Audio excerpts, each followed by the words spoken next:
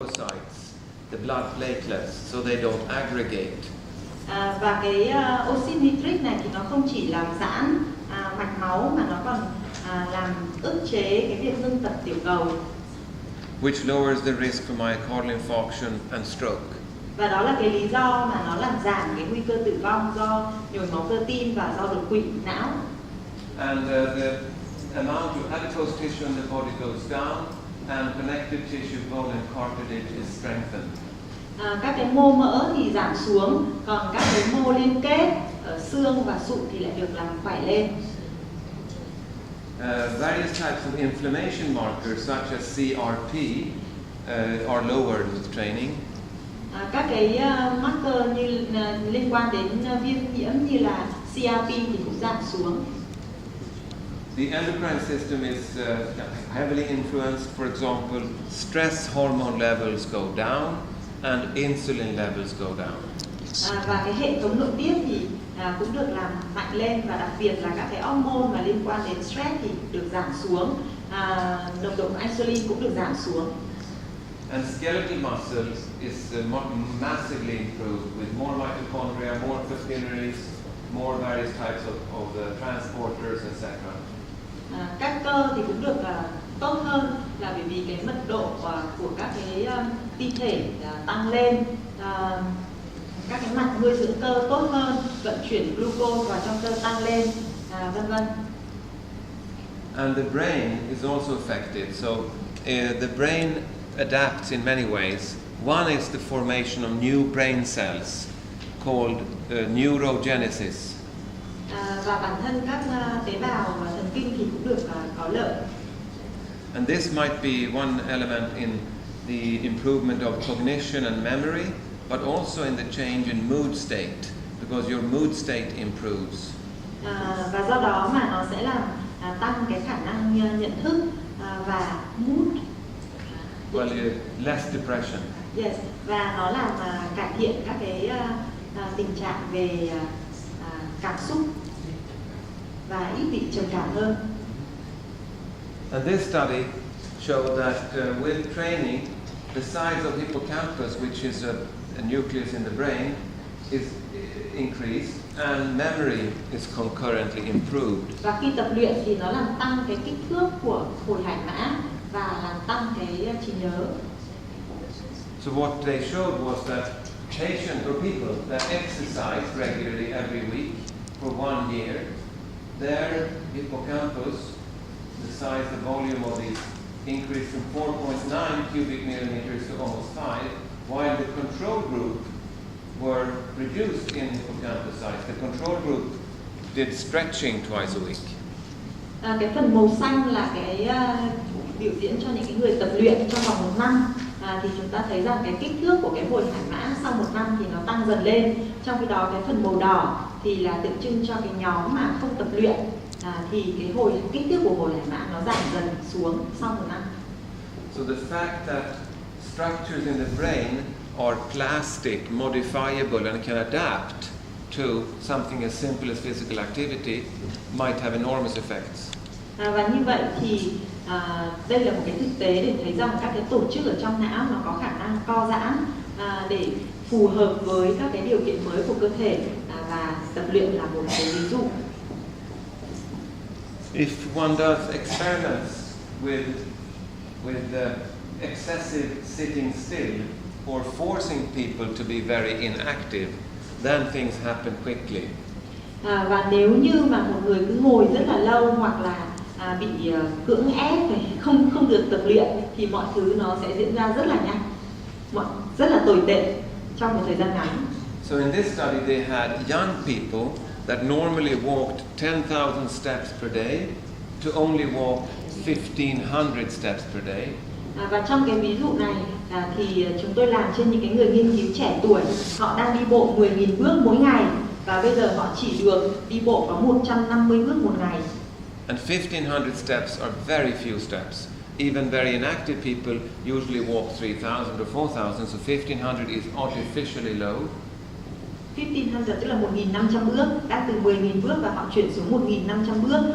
Thì cái mức 1.500 bước là cái mức mà rất là thấp, ngay kể cả những người mà ít tập luyện thì họ cũng bước được khoảng 3 đến 4.000 bước một ngày. So in these healthy young people, blood pressure was increased, so they were pathological only in 1 to 2 weeks. Blood glucose control was impaired, so they were pre-diabetics. They had pathological lipid profile, and they increased by 3-4 kilograms in weight. Và chỉ sau 1 đến 2 tuần thì cái nhóm vận động 1.500 bước một ngày này, họ đã có được cái bằng chứng là làm tăng huyết áp, làm tăng lipid ở mức độ bệnh lý, và cái khả năng kiểm soát đường huyết cũng rất là kém. So what you see is that excessive inactivity can be very bad in a very short term. Và như vậy thì chúng ta thấy rằng cái việc hoạt động quá tĩnh tại hoặc là lười tập luyện nó đưa đến một cái tình trạng rất là kinh khủng. On the other hand, one single exercise bout,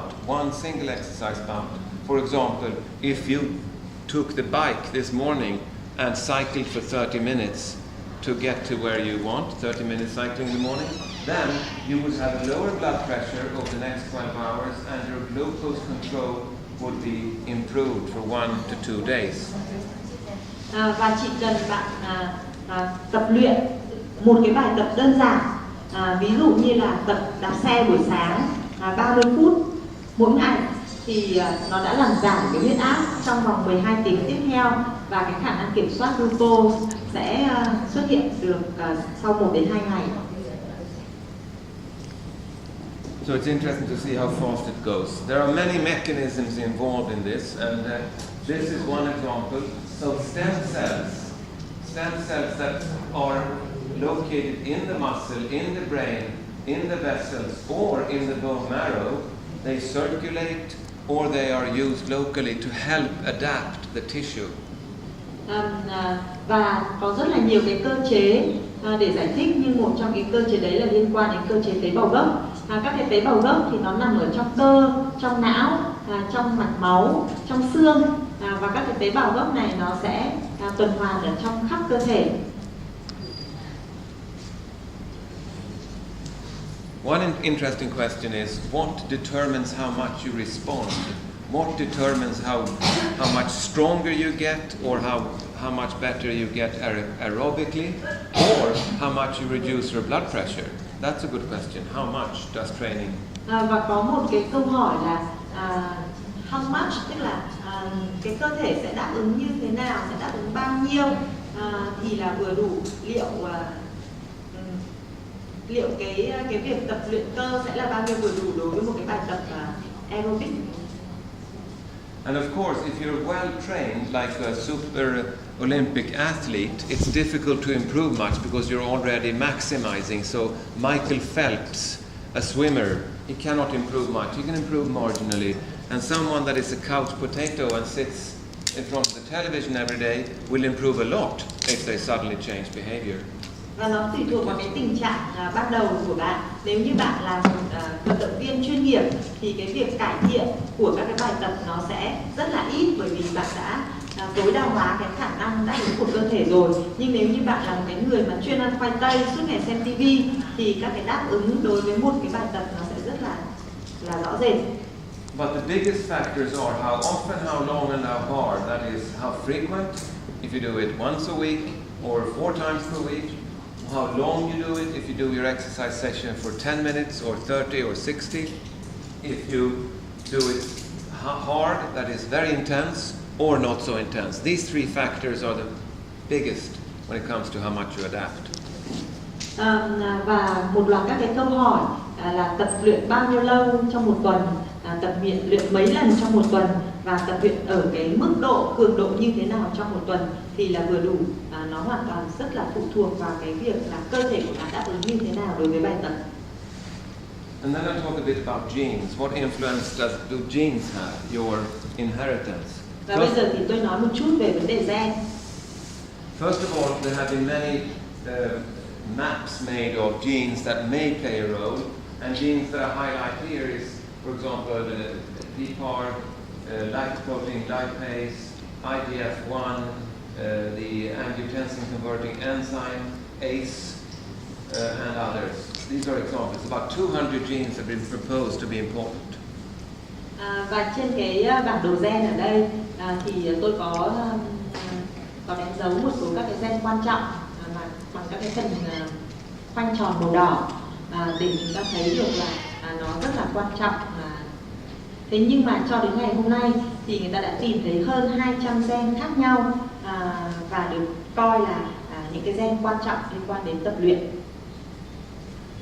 But it's difficult to find one single gene that does it. But anyway, this shows that in twins, in homozygous twins, the pair, this is one pair, the twin A, the brother or the sister, improves a lot, improves a lot with training, as does twin B.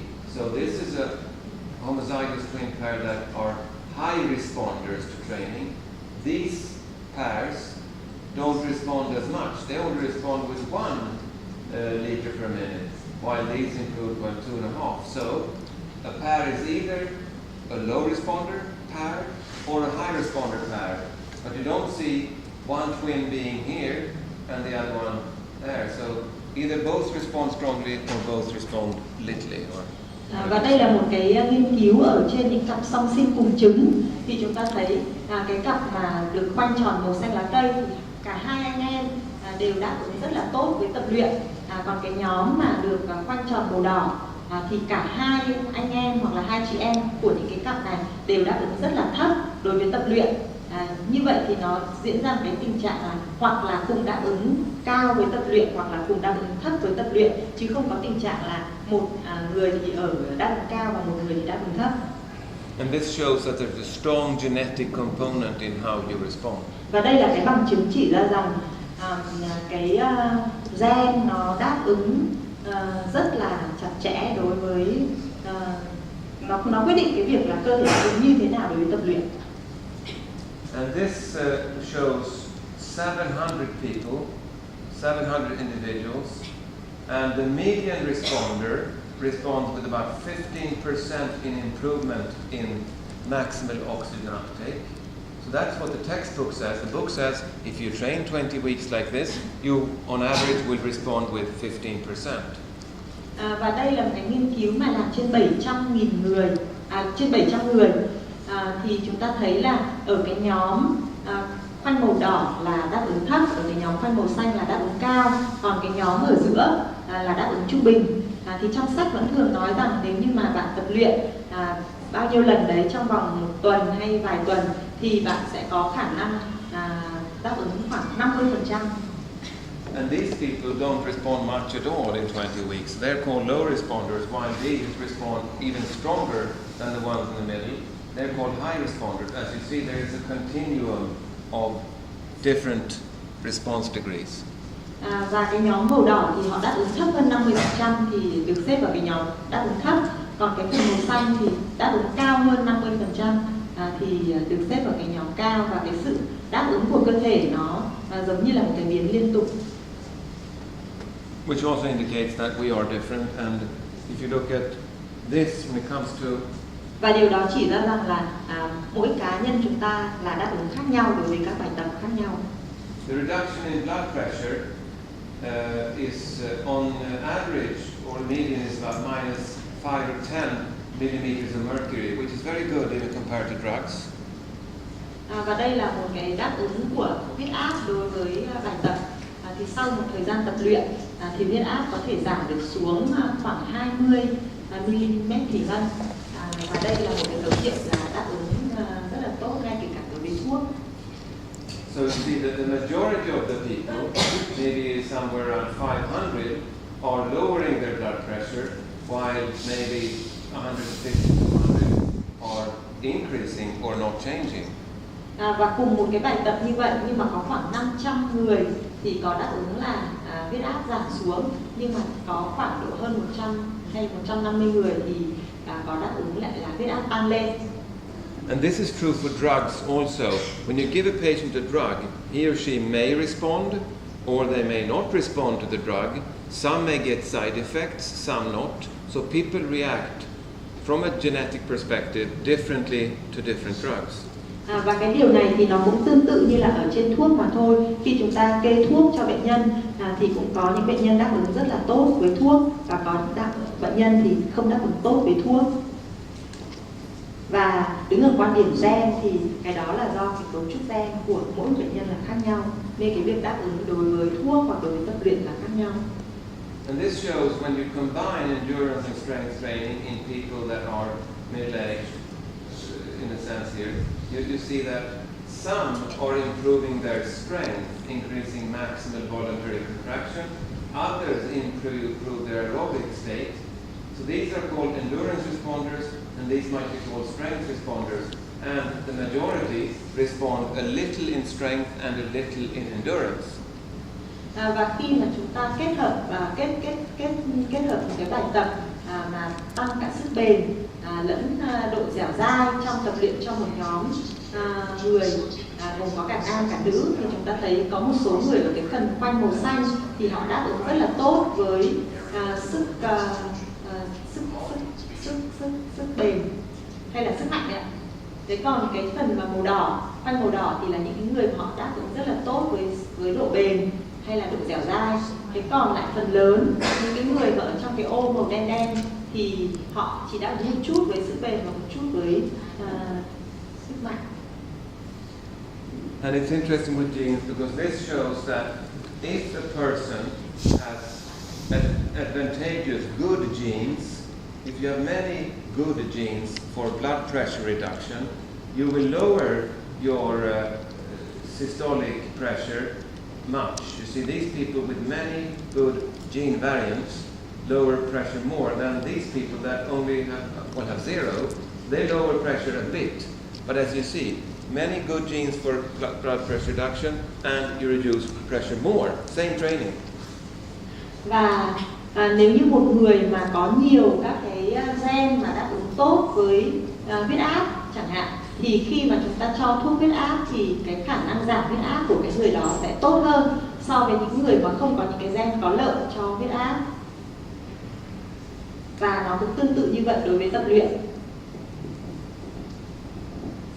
And today we think we have about 21,000 genes, and the variability lies in the SNPs, or the single nucleotides that vary from person to person. One in every 10, there are about 10 million such SNPs in the human genome. Và cho đến ngày hôm nay thì chúng ta có khoảng 21.000 gen và cái sự thay đổi ở từng các cái nucleotide là khoảng 10 triệu. So these probably account for much of the difference we saw. Other elements might include diet, sleep, stress, disease, and training, of course, but also epigenetics. Và ngoài ra thì phải nói đến cái vai trò của tập luyện, của ngủ, của căng thẳng, bệnh tật và tập luyện và kể cả vấn đề epigenetics. And epigenetics is, as you may know, methylation of DNA or histone modification, that is, mechanisms that make DNA available or not for copying. Và epigenetics như tất cả chúng ta đều biết là nó liên quan đến cái tình trạng mê tinh hóa của cái phân tử DNA để cho thấy là liệu cái phân tử DNA có sẵn sàng cho cái việc sao chép viết hay không. So we did a training study to study basically investigate the influence on gene expression. We took muscle biopsies before and after 6 weeks of training, and this training was supervised, so the subjects had to do it and did it 4 times per week. Và chúng tôi tiến hành một cái nghiên cứu, một cái giai đoạn tập luyện là 6 tuần. And we could see, first of all, that they responded in much the same way we could expect. These 8 subjects improved between 20 and up to 39%. These 8 barely responded at all, and then we have 8 in the middle. So we have 24 subjects, and they respond differently, even though they were equally untrained before and they were supervised when they trained. Và trong cái nghiên cứu này thì chúng tôi có 24 đối tượng tham gia nghiên cứu, có giám sát mỗi khi họ tập luyện, và trước khi mà bắt đầu tham gia nghiên cứu thì họ đều là những người mà chưa được tập luyện bao giờ, Thì cái đáp ứng của 24 người này nó cũng xảy ra là 8 người cái phần màu xanh thì đáp ứng tốt, tức là họ tăng được cái khả năng lên khoảng từ 120 đến 140. Còn cái nhóm màu đen ở giữa thì họ đáp ứng trung bình, và cái phần màu đỏ thì họ không đáp ứng nhiều lắm. And what we see, if we take muscle biopsies before training, we can see that even in the gene expression that is mRNA can predict the training response. So this is a subject that responded strongly, wide here. This is a subject that responded weakly. We have 24 subjects.